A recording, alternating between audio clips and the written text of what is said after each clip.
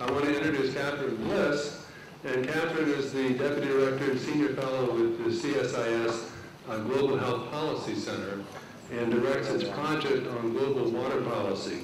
Before joining CSIS, she was a Foreign Affairs Officer at the U.S. Department of State, where she led work on environmental health for the Bureau of Oceans, Environment, and Science, focusing on water, sanitation, and hygiene, indoor air pollution, and climate change adaptation challenges in developing countries.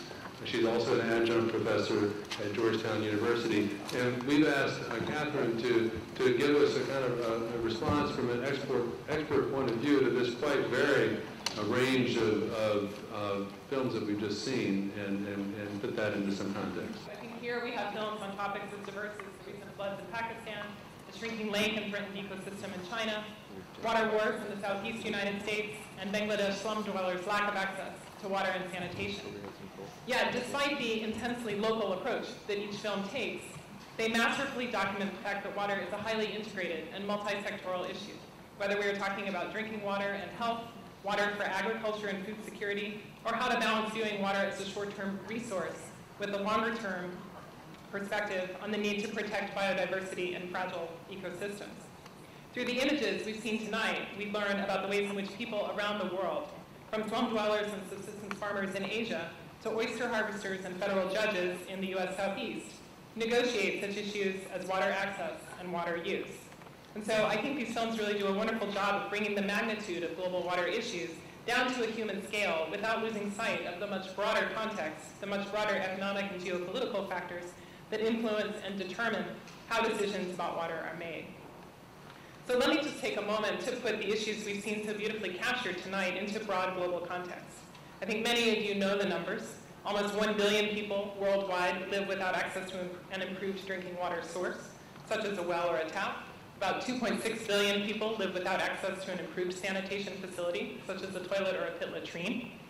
Studies show that around 1.5 million children under the age of 5 each year die from waterborne disease, and that 443 million school days are lost because of water and sanitation-related diseases. Now, in the year 2000, world leaders came together in Johannesburg to agree to the Millennium Development Goals, including goal number 7, which is to ensure environmental sustainability. Among the targets of goal 7 is to reduce by half the proportion of people without access to water and sanitation by the year 2015. And as we know from the high-level plenary sessions that took place at the UN in New York last September, the world is more or less on track to meet the drinking water target, with the exception of sub-Saharan Africa. But the world is not on track to meet the sanitation targets, particularly in Asia, where 72% of the 2.6 billion people who do not have access to an improved sanitation facility live. To add urgency to the effort to improve water and sanitation access, in the year 2010, so just last summer, the UN General Assembly declared that water and sanitation are human rights. Ideally, this will provide additional incentive to governments and communities struggling to meet the MDGs. But as the films we've just seen, I think, so eloquently show, the use of water for drinking, cooking, cleaning, and sanitation, that is, domestic uses, is just one of the many uses to which water is put on a daily basis. In fact, on average, just about 10% of water is used for domestic needs. Around 20% is used for energy and industrial use, that is, production, refining, cooling, and hydropower. And a whopping 70% is used for agriculture. Now, of course, these amounts vary by country and by context, but they're global averages. So on top of those figures is the startling fact that available water resources are diminishing. I don't mean that water is disappearing, but because of population growth, changing lifestyles, glacial melt, contamination of water supplies, and depletion of groundwater resources, the amount of fresh water available per capita, and where it is most needed or in demand, is dwindling. And so by the year 2025, it's expected that 2 billion people will live in areas experiencing water shortages. This means that the critical issues here are water management, water conservation, and water sharing. So I think the films that we've seen tonight nicely demonstrate this. Take the film about Dunking Lake and China's disappearing wetlands. In it, we learned that this freshwater source supports urban centers, fishing industries, the construction activities, agriculture, and recreation, not to mention the fact that it serves as a buffer zone for flooding, receiving overflow from the Yangtze River. We also learned that it is shrinking. Population growth, greater demand for local fish, and repeated dredging of the lake to make way for heavy ships have all taken their toll on the local environment, with contaminated drinking water supplies and a dwindling fish supply the most obvious results. But the diverse communities that live off of the lake do not always consider the needs of others. And as the ecologist interviewed in the film observes at the very end, it is important to get people to think about the lake as a resource, a treasure to be protected, rather than just a resource to be used. Now, the film about the Indus River makes a compelling point about water management as well. This documentary focuses on conditions in the northern Pakistan tribal areas a few months after the Great Flood of the Indus River in 2010. In it, we see that even though some areas have up to 5 feet of silt from the river overflow, there is a water shortage. The interview with a locally based aid worker reveals that efforts are underway to rebuild destroyed irrigation systems to divert flowing water to agriculture, but the area's subsistence farmers have very little ability to conserve and manage water in the long term. Through interviews, we learn that in part because of the reluctance of international groups to work in the area, we learn about that this is in part because of the reluctance of international groups to work in the area because of fears of militancy and conflict. The interview with agriculturalist and household head Khaled Khan is quite telling. He says his family will grow their wheat and animal feed crops again, but having lost their crop this past year and with loans out to rebuild the family house, they have to decide whether to pay back the loan or to eat. And as the activist interviewed at the end of the film says, inefficient use of glacial melt and inappropriate use of groundwater make water and food security a challenge for the entire country. What I think is remarkable about the film about the Chattahoochee River is that it shows that the United States is by no means immune to water conflicts, and it makes a compelling case for why we have to consider water and sanitation, agriculture, and industry and energy when talking about water access. In this film, we see that the system serves some 6 million people. Everyone downstream of Atlanta fears that urban growth will contaminate and diminish their access to water, while everyone in Atlanta worries that federal decisions will limit their access and potential for growth. Oyster harvesters, a Kodak processing plant, recreational facilities, and farmland all depend on the Chattahoochee and its tributaries. Again, the key is developing processes to bring these diverse sectors and actors together to find ways to manage and share equitably, or at least develop a shared water vision, as the film's subtitle suggests. Now finally, the film about Dhaka really is at the heart of this year's World Water Day, or the theme, which is Water for Cities, addressing the urban challenge. Now this film, I think, demonstrates the potential for civil society to play a leading role in addressing shortcomings in legislation or regulatory measures that limit access to water for the most vulnerable and impoverished populations. UN Water, which is the United Nations Interagency Group on Water, released some startling statistics about the urban water challenge that I want to share with you. Every second, the urban population grows by 2 people. 5 million city residents are joining the urban population of the developing world each month. 27% of the urban population in the developing world does not have piped water access in its home. 827.6 million people living in slums lack adequate drinking water and sanitation facilities. So that's almost 1 billion people, a good percentage of the world's population. And as this film shows, those living in Dhaka's slums can't get access to water because most of them do not have formal title to their dwellings. So they can't get permission from the Water and Sanitation Authority to set up a pump or a connection to the piped system. Instead, they rely on services from private vendors, or water sharks, I think they were, who sell liquid of dubious quality at exorbitant prices. Cholera is rampant. But we learn that an NGO has organized a petition the city to let slum dwellers access water through the city system. The local areas then develop water councils and pay the city, allowing them to take their health and their water management into their own hands. So I thank you for inviting me to join the discussion tonight. I hope these comments have helped put some of what we've seen just so beautifully articulated in these films into broader context, and I look forward to our discussion. Since this is the film festival, I wanted just to ask a general question of each of you about the challenges of making these particular films and what you had to deal with in the course of making them, and how it compared to some of your past work, and harder, easier challenges. Yeah, as I said in my opening remarks, I've been to Bangladesh a couple times prior to shooting this piece, so I was pretty familiar with Dhaka and Bangladesh, and was actually surprised with the amount of access I got at the diarrhea hospital and even in the slums, and it was the actual hardest part about working in Dhaka is just the sheer numbers of people the traffic jams that last 4 hours sometimes. You know, it's such a crowded place that, you know, trying to get your shots sometimes is difficult as people tend to want to walk right in front of the camera and do different things just to get on the camera, I guess. They want to see their reflection in the lens and things like that. But, you know, the challenge of working there, I mean, I had pretty good advance information on who to talk to and where to go from different NGOs. So for me, you know, the biggest challenge was just the day-to-day kind of grind of getting around DACA. I'm sitting there thinking about the challenge for our documentary Chattahoochee was, for me, as the director of photography, was I grew up in Atlanta and had been on the Chattahoochee growing up all my life, and for me was to take it and look at a perspective I'd never seen before and try and portray that when it was time for beauty shots, go find beauty shots. When it was time to get content, we went out and got content.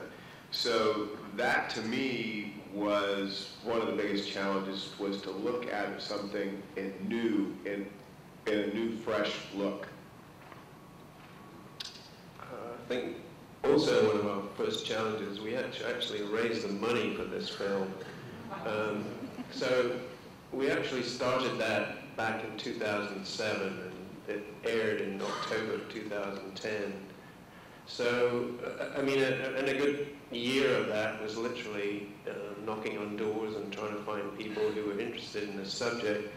We did decide from the outset that we weren't going to go and talk to the people who'd been the main players in the water war in the Southeast, which was government lawyers and negotiators, and really the states talking to each other. We just decided, well, we'll exhaust ourselves trying to reach these people. So why don't we just talk to people who have some immediate contact with the river, whether they're, you know, the obvious, like the oyster farmer, or, you know, somebody who, you know, runs a marina up on Lake Lanier. So we tried to kind of give and also engineers who are involved in efforts to try and improve the infrastructure of the system.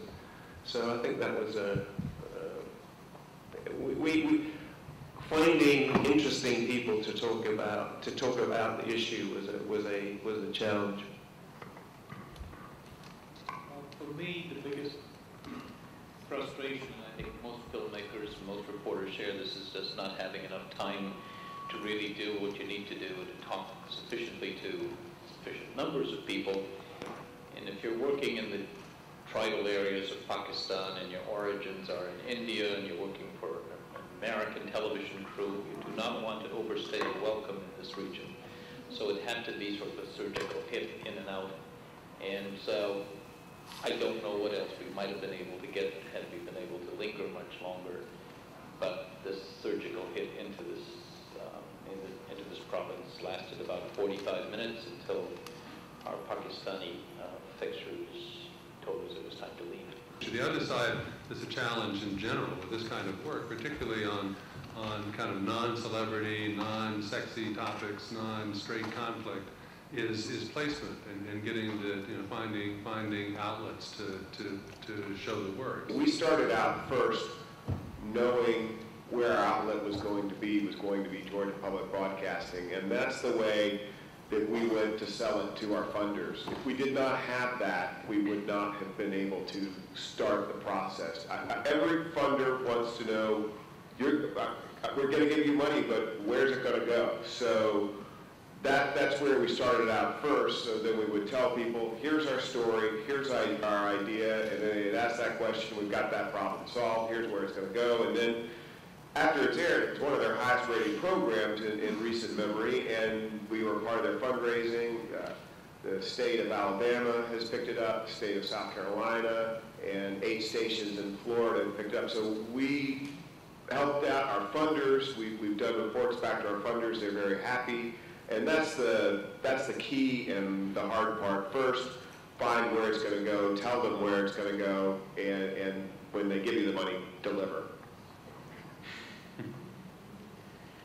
Yeah, I think covering water and sanitation issues, that is a tough sell. you have to find a way to make the stories human. You have to humanize the issue. In this case, I didn't know that World Water Day this year was going to have to do with water in cities. I happened to pick that as my angle because I just thought it was interesting being in Dhaka already, being one of the mega cities in the world with so many slum dwellers. I was just curious, how do they get water and live the way they do and survive? But with that, I shot that and came back, and I had a little bit of a track record having produced another piece for the NewsHour, and I think pretty much, it's lucky that it's scheduled to air on the NewsHour during World Water Day. There is something to be said for tackling issues that are going to present images that are really difficult, or issues that are really difficult. I've got a couple of other films in the pipeline about fistula and female genital mutilation. These are all very, very difficult subjects, but we have to talk about them. And at the same time, you have to reconcile with the marketing imperatives and the imperatives that go with putting on a television program at 6 p.m. or 7 p.m. in America. And I'm grateful for the presence of PBS and public broadcasting in general. The question was regarding, I love the fact that this year is the focus on urban areas and water issues. There's been such a focus on rural areas for so many years. But it really seems like the urban and rural areas have been pitted against each other internationally, of doing one or the other rather than a regional approach. Are you seeing just, you either go rural or you go urban on water issues internationally, or is there any effort to really try to coordinate those planning efforts? We talk about the upstream and the downstream on the Chattahoochee, and quite frankly, a lot of the downstream folks would prefer to see some of the development that's, drawn to the Atlanta magnet move down to where they are, because historically they have the resource, and why should they give it up? So, there's, I don't know, there's an interesting story that's happening, which may turn out to be, or probably will turn out to be a sort of sequel to the one we just done. There's a sequence in Columbus, Georgia, which is right on the Alabama border, where it's on the fall line, which is traditionally where all the dams are being put, and they're actually going to remove 2 of those dams and put in a whitewater, 2-mile whitewater course through downtown Columbus. It'd be the only major city in the U.S. and probably in the world that will have something like that, and of course they hope that that's going to drive their economy as much as bringing kayakers. So, there's that side of it too. It's like, why concentrate so much when, you could spread it out a bit? Yeah. Speaking on, similar to that, in Bangladesh, the city officials in Dhaka, they realized that, with so many incoming people, there's only so much capacity that they have with the limited system that they have. They're overwhelmed. And so when I talk to some water experts there, they're really talking about scaling up and improving water in other urban areas around the country, so that, a lot of these people come from, 50, 100, 150 miles away to get to Dhaka, but maybe they would, gravitate to some other urban centers if they had improved water and sanitation. And so some of the water experts there were really looking at ways of improving sanitation in other cities. Or they would stay where they are, actually, in rural areas. There are examples. IDEI is one of several NGOs that are involved with efforts to keep people. Common assumption is that people are flocking to the cities because they really want to. But if they had a means by which they can support a livelihood, and sometimes it takes just one additional crop per year rather than one rain-fed crop, develop a means by which they can irrigate a second crop, and that'll make the difference between needing to go into the city versus staying put in an environment that they're much more familiar with culturally. And there are numerous examples of people actually doing that to keep people in the rural areas where they had their brothers prefer to live.